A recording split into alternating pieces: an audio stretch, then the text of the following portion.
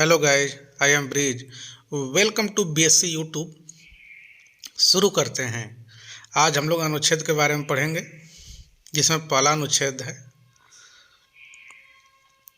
संघ का नाम और राज्य क्षेत्र। दूसरा है नए राज्यों का प्रवेश या स्थापना। नए राज्यों का प्रवेश या स्थापना। अनुच्छेद 3 राज्य का निर्माण तथा सीमाओं या नामों में परिवर्तन। नामों में परिवर्तन। अनुच्छेद 4 पहली अनुसूचित व चौथी अनुसूची के संशोधन तथा 2-3 के अधीन बनाई गई विधियां। अनुच्छेद 5 संविधान के प्रारंभ पर नागरिकता। नागरिकता। अनुच्छेद 5। अनुच्छेद 6 भारत आने वाले व्यक्तियों की नागरिकता। जो भारत आएंगे उनके लिए नागरिकता है। अनुच्छेद 6। अनुच्छेद 7 याद रखना, पाकिस्तान जाने वालों की नागरिकता। पाकिस्तान जाने वालों की नागरिकता है अनुच्छेद 7। अनुच्छेद 8 भारत के बाहर रहने वाले व्यक्तियों की नागरिकता। जो भारत से बाहर रहते हैं उनके लिए नागरिकता है अनुच्छेद 8। अनुच्छेद 9 विदेशी राज्य की नागरिकता लेने पर नागरिकता का न होना। अनुच्छेद 9 क्या कहता है? जैसे 6 था और 9 है। जो 6 था वो कह रहा था भारत आने वाले व्यक्तियों की नागरिकता। 9 क्या है? विदेशी राज्य की नागरिकता लेने पर नागरिकता का ना होना। अगर 9 आर्टिकल लेते हैं, बाहर जाके ले लेते हैं, तो भारत की नागरिकता खत्म हो जाएगी। आप लोग ध्यान रखिएगा इस चीज़ से। आगे है अनुच्छेद 10 नागरिकता के अधिकारों का बना रहना। अनुच्छेद 10 नागरिकता के अधिकारों का बना रहना। अनुच्छेद 11 संसद द्वारा नागरिकता के लिए कानून का विनियमन। अनुच्छेद 12 क्या दिया हुआ है? पेपर में आ गया कि राज्य की परिभाषा कौन से अनुच्छेद में है? अनुच्छेद 12। अनुच्छेद 13 पे जाते हैं। मूल अधिकारों को असंगत या अल्पीकरण करने वाली विधियां। अल्पीकरण करने वाली विधियां। आगे है अनुच्छेद 14 बहुत बार पूछता है। अनुच्छेद 14 विधि के समझ समानता। विधि के समझ समानता। अनुच्छेद 15 धर्म जाति लिंग पर भेद का प्रतिषेध। आगे है लोक नियोजन में अवसर की समानता। अनुच्छेद 16। आगे है अनुच्छेद 17 जो बहुत इम्पोर्टेंट है, बहुत बार पूछा हुआ है। अस्पृश्यता का अंत। आर्टिकल 17। अनुच्छेद 18 इसमें पूछा जाता है कि ऐसे कौन सा अनुच्छेद है जिसमें उपाधियों का अंत होता है? अनुच्छेद उपाधियों का अंत। अनुच्छेद आर्टिकल 18। अब ऐसे कैसे याद रखेंगे? उपाधियों का अंत जब 18 साल का बच्चा हो जाता है तो उसको सब समझ आ जाता है कि अरे उपाधि उपाधि ये सब की कोई ज़रूरत नहीं है। तो उपाधि का अंत हो जाता है 18 साल होने पे। अनुच्छेद 19 वाक् की स्वतंत्रता।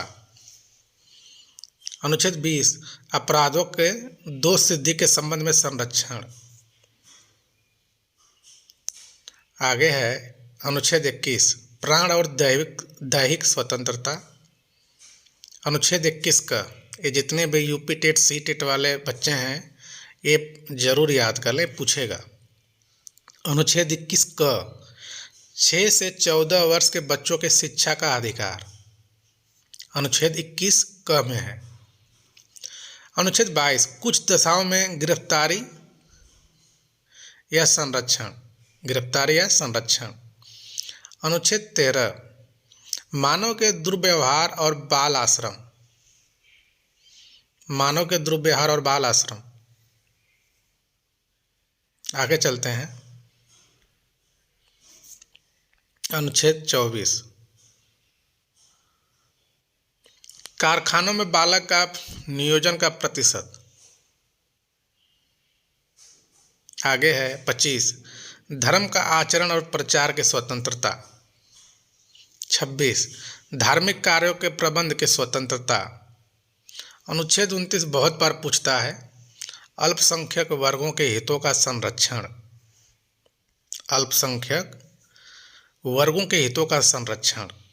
अनुच्छेद 30, शिक्षा संस्थाओं की स्थापना और प्रशासन करने का अल्पसंख्यक वर्गों का अधिकार। अनुच्छेद 32 बहुत बार पूछता है, अधिकारों को परिवर्तित करने का उपचार। अनुच्छेद 36 परिभाषा है। अनुच्छेद 40 परीक्षा में बहुत बार आया हुआ है, ग्राम पंचायतों का संगठन। अनुच्छेद 48 कृषि और पशुपालन संगठन। 48 का यूपी टेट सी टेट के लिए बहुत जरूरी इंपॉर्टेंट है। 48 का पर्यावरण वन तथा वन्य जीवों की रक्षा। 49 राष्ट्रीय स्मारक स्थानों और वस्तुओं का संरक्षण। अनुच्छेद 50 कार्यपालिका से न्यायपालिका का पृथक्करण कितना आसान है, 50-50 कि भाई तुम 50% तुम ले लो कार्यपालिका, 50 हमें दे दो न्यायपालिका। तो पृथक्करण मतलब अलग अलग। तो इन दोनों को कैसे याद करेंगे? अनुच्छेद 50 में बोला गया है कार्यपालिका से न्यायपालिका का पृथक्करण अलग होना। तो आप लोग ट्रिक से याद कर लेंगे कि 50 की बात कर रहे थे, 50-50। अनुच्छेद 51 अंतर्राष्ट्रीय शांति और सुरक्षा। 51 का मूल कर्तव्य। अनुच्छेद 52 भारत का राष्ट्रपति एक होना चाहिए। अनुच्छेद 53 संघ की कार्यपालिका शक्ति। 54 में कहा गया राष्ट्रपति का निर्वाचन। 55 राष्ट्रपति के निर्वाचन की रीति। अनुच्छेद 56 राष्ट्रपति की पदावधि। अनुच्छेद 57 पुनर्निर्वाचन के लिए पात्रता। अनुच्छेद 58 राष्ट्रपति निर्वाचित होने के लिए आर्ताएं। अनुच्छेद 59 राष्ट्रपति पद के लिए शर्तें। अनुच्छेद 60 राष्ट्रपति की शपथ। बहुत बार पूछा हुआ है। अनुच्छेद 61 राष्ट्रपति पर महाभियोग चलाने की प्रक्रिया। अनुच्छेद 62 राष्ट्रपति पद पर व्यक्ति को भरने के लिए निर्वाचन के समय और रीतियां। जब 63 अनुच्छेद की बात आता है तो भारत का एक उपराष्ट्रपति होना चाहिए। आगे चलें।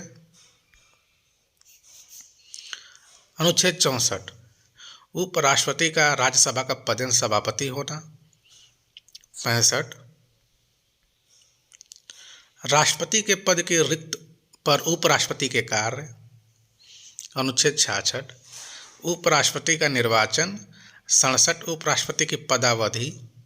68 उपराष्ट्रपति के पद के रिक्त भरने के लिए निर्वाचन। अनुच्छेद 69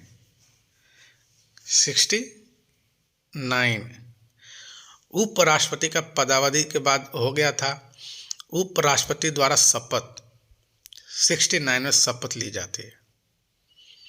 अनुच्छेद 70 अन्य आकस्मिकता में राष्ट्रपति के कर्तव्यों का निर्वहन। 71 राष्ट्रपति और उपराष्ट्रपति के निर्वाचन संबंधी विषय 71 में बोला गया है। अनुच्छेद 72 बहुत बार पूछता है क्षमादान की शक्ति। क्षमादान की शक्ति। अनुच्छेद 73 संघ की कार्यपालिका शक्ति का विस्तार। 74 राष्ट्रपति के सलाह देने के लिए मंत्री परिषद। 75 मंत्रियों के बारे में उपबंध। 76 बहुत बार पूछता है भारत का महान न्यायवादी। अनुच्छेद 77 भारत सरकार के कार्यों का संचालन। 78 राष्ट्रपति को जानकारी देने के लिए प्रधानमंत्री के कर्तव्य। सरला एक ट्रिक है आप लोगों के लिए। 79 से संसद, संसद, र से राज्यसभा, ल से लोकसभा। तो हिस्ट्री का 79, 80, 81 के लिए संसद का गठन, राज्यसभा की संरचना, लोकसभा की संरचना। 79, 80, 81 आप लोग यहाँ से याद कर लेंगे। अब आते हैं अनुच्छेद 83, संसद के सदनों की अवधि। संसद के सदनों की अवधि। अनुच्छेद 84, संसद के सदस्यों के लिए अर्हता। 85,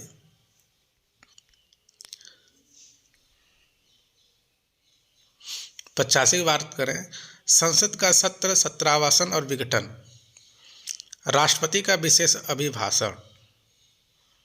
अनुच्छेद 88, सदनों के बारे में मंत्रियों और महान न्यायवादियों का अधिकार। 89, राज्यसभा का सभापति और उपसभापति। 89, 90, उपसभापति का पद रिक्त होना या पद हटाया जाना। सभापति के कर्तव्यों का पालन और शक्ति। अनुच्छेद 91। आगे चलते हैं।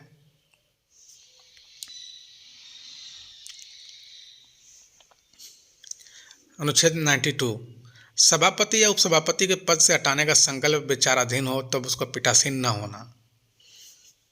93 याद रखिएगा, लोकसभा का अध्यक्ष और उपाध्यक्ष। अनुच्छेद 94, अध्यक्ष और उपाध्यक्ष पद का रिक्त होना। 95, उनके कर्तव्य और शक्तियाँ। 96, अध्यक्ष उपाध्यक्ष को पद से हटाने का संकल्प हो तब उसका पीठासीन न होना। 97, सभापति, उपसभापति तथा अध्यक्ष उपाध्यक्ष के वेतन और भत्ते। अनुच्छेद 98, संसद का सचिवालय। 99, सदस्य द्वारा शपथ या प्रतिज्ञान। आर्टिकल 100, संसाधनों में मतदान रिक्तियों के होते हुए सदनों के कार्य करने की शक्ति और गणपूर्ति। 108, कुछ दशा में दोनों सदनों के लिए संयुक्त बैठक। 109, धन विधेयक के विषय में संबंध में विशेष प्रक्रिया। 110, धन विधेयक की परिभाषा इम्पॉर्टेंट है। आगे है 111, विधेयकों पर अनुमति। 112, वार्षिक वित्तीय विवरण। 118, प्रक्रिया के नियम। 120, संसद में प्रयोग की जाने वाली भाषा। 123, संसद विश्रांति काल में राष्ट्रपति का जजेस शक्ति। आर्टिकल 1 to 4, 1, 2, 4 बहुत इंपॉर्टेंट है। उच्चतम न्यायालय की स्थापना और गठन। 1 to 4, उच्चतम न्यायालय की स्थापना और गठन। आगे 125, न्यायाधीशों का वेतन। 126, कार्य मुख्य न्यायमूर्ति की नियुक्ति। 127, तदर्थ न्यायमूर्तियों की नियुक्ति। 128, सेवानिवृत्ति न्यायाधीशों की उपस्थिति। 129, उच्चतम न्यायालय का अभिलेख न्यायालय होना। अनुच्छेद 130, उच्चतम न्यायालय का स्थान। अनुच्छेद 131, उच्चतम न्यायालय की आरंभिक अधिकारिता। अनुच्छेद 137, निर्णय एवं आदेशों का पुनर्विलोकन। आगे चलते हैं।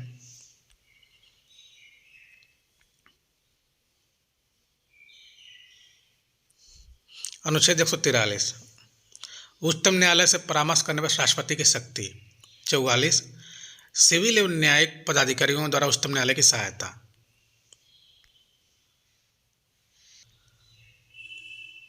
आगे 148, बहुत बार पूछता है, भारत का नियंत्रक महालेखा परीक्षक।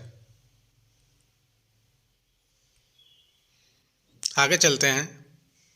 149, नियंत्रक महालेखा और परीक्षक की कर्तव्य शक्तियाँ। 150, संघ के राज्यों का लेखन प्रारूप। 153, राज्यों का राज्यपाल। अब राज्यपाल की बात होगी। 154, राज्य की कार्यपाल शक्ति। 155, राज्यपाल की नियुक्ति। 156, राज्यपाल की पदावधि। 157, राज्यपाल नियुक्ति होने के अर्हताएँ। राज्यपाल के पद के लिए शर्तें 158, 159, राज्यपाल द्वारा शपथ या प्रतिज्ञान। 163, राज्यपाल को सलाह देने के लिए मंत्रिपरिषद 163।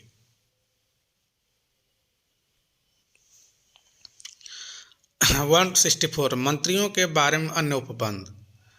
165 लोग याद रखिएगा, जैसे वहाँ महान्यायवादी था तो यहाँ था राज्य का महाधिवक्ता, बहुत बार पूछा है पेपर में। 165। 166 राज्य सरकार का संचालन। 167 राज्यपाल को जानकारी देने के संबंध में मुख्यमंत्री का कर्तव्य।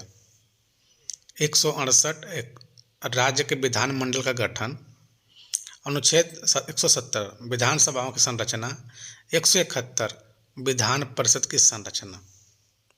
जैसे वहाँ संसद में सरला था, सरला। 79 ऐसे यहाँ पर है 168 राज्य के विधानमंडल का गठन। 170 विधानसभाओं की संरचना। 171 विधान परिषद की संरचना। अनुच्छेद 172 राज्यों के विधानमंडल की अवधि। 176 राज्यपाल का विशेष अभिभाषण। 177 सदनों के बारे में मंत्री और महाधिवक्ता का अधिकार। अगला है 178 विधानसभा का अध्यक्ष और उपाध्यक्ष। अब 79 क्या हो जाएगा? अध्यक्ष और उपाध्यक्ष का पद का रिक्त होना या पद से हटाया जाना। 180 अध्यक्ष के पदों के कार्य व शक्ति। आगे चलते हैं। अनुच्छेद 181 अध्यक्ष उपाध्यक्ष के पद से हटाने का कोई संकल्प पारित होने पर पीठासीन न होना। 182 विधान परिषद का सभापति और उपसभापति। 183 सभापति और उपसभापति का पद का रिक्त का पद त्याग या पद से हटाया जाना। 184 सभापति के पद के कर्तव्य का पालन व शक्ति। 185 सभापति उपसभापति के पद से हटाए जाने का संकल्प विचाराधीन होने पर उसका पीठासीन न होना। अनुच्छेद 186 अध्यक्ष उपाध्यक्ष सभापति और उपसभापति के वेतन और भत्ते। 187 राज्य के विधानमंडल का सभी चाल। 188 सदस्यों द्वारा शपथ या प्रतिज्ञा।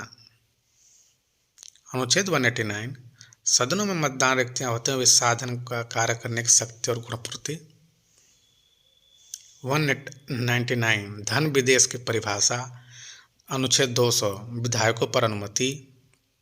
अनुच्छेद 202 वार्षिक वित्तीय विवरण। आगे है विधानमंडल में अध्यादेश सत्यापित करने के लिए राज्यपाल की शक्ति। 213 214 राज्यों के लिए उच्च न्यायालय।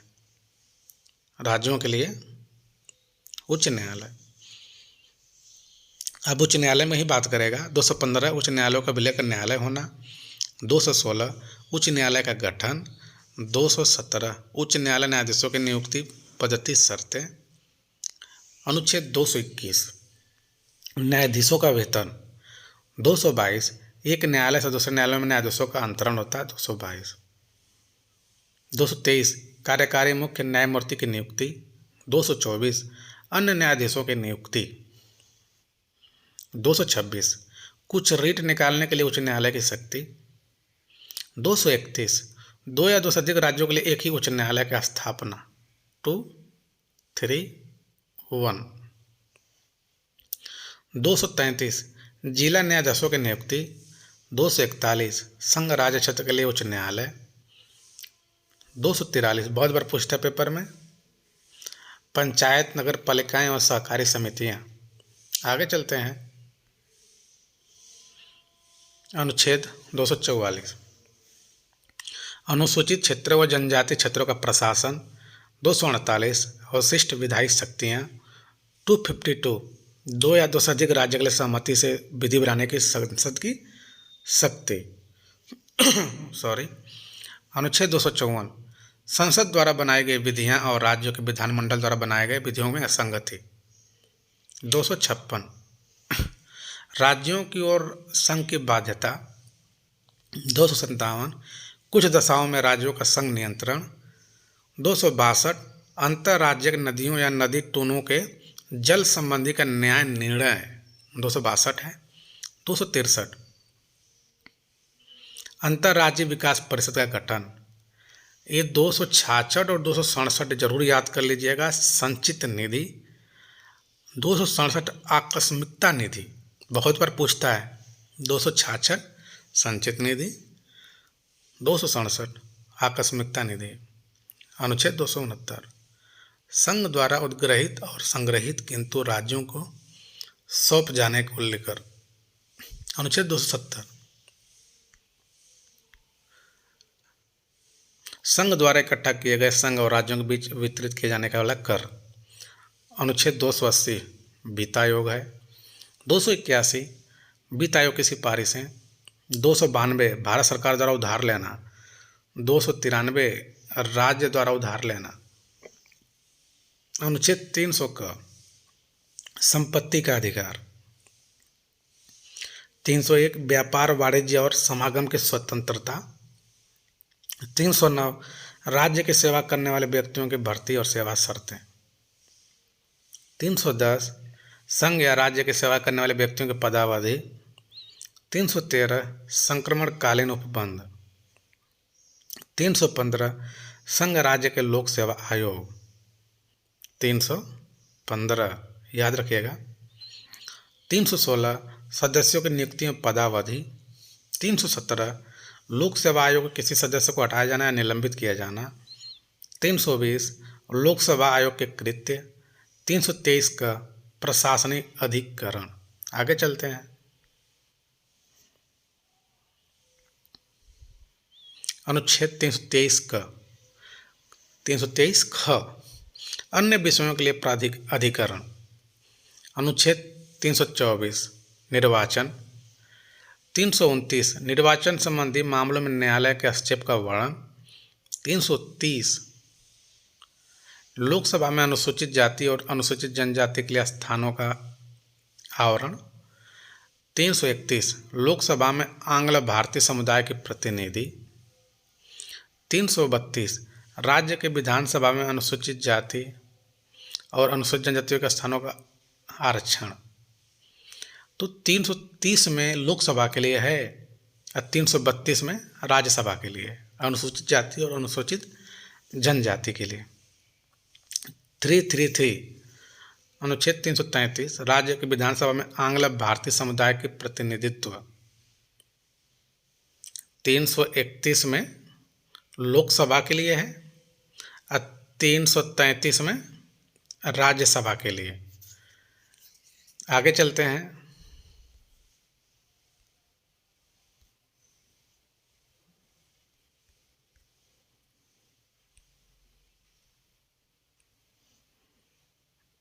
आगे चलते हैं 343 है संघ की परिभाषा। 344 राजभाषा के संबंध में आयोग और संसद की समिति। 350 का प्राथमिक स्तर पर मातृभाषा में शिक्षा की सुविधाएं। 351 हिंदी भाषा के विकास के लिए निर्देश। 352 आपातकाल उद्घोषण का प्रभाव। 356 राज्य में संवैधानिक तंत्र के विफल हो जाने की दशा में उपबंध। 360 वित्तीय आपात के बारे में उपबंध जो इमरजेंसी लगती है। 352 356 360 52 में आपात का उद्घोषणा। 56 में राज्य में कोई आपातकालीन लगाना उसके लिए है। 360 जो रुपये के लिए वित्तीय सहायता, वित्तीय में जो कोई संकट आ जाए उसके लिए। 368 संविधान का संशोधन करने के संसद और शक्ति की उसकी प्रक्रिया। 377 है भारत के नियंत्रक महालेखा परीक्षकों के बारे में उपबंध। आगे है अनुच्छेद 378 लोक सेवा आयोग के बारे में। 378 लोक सेवा आयोग के बारे में है। ये सब थे हम लोग के अनुच्छेद, और आप लोग को कैसा लगा जरूर कमेंट करके बताएं। ये सब आप लोग को याद होना बहुत ज़रूरी है, और चैनल को सब्सक्राइब कर लीजिए अगर जिसने अभी तक नहीं किया है, क्योंकि इस चैनल के प्लेलिस्ट में बहुत कुछ पड़ा हुआ है। आप लोग देखेंगे बहुत सारी वीडियो हैं। आप लोग हर परीक्षा में कोई ना कोई प्रश्न आएगा उसमें से, इसमें से तो आता ही है। आप लोग चैनल सब्सक्राइब कर लीजिए। Thank you.